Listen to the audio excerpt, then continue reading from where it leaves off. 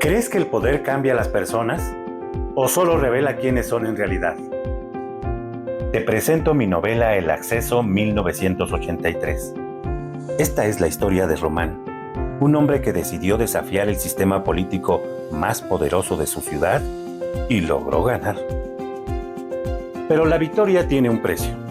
Esta no es solo una novela de política, es un viaje a la ambición, la traición, los ideales perdidos y el amor que todo lo une.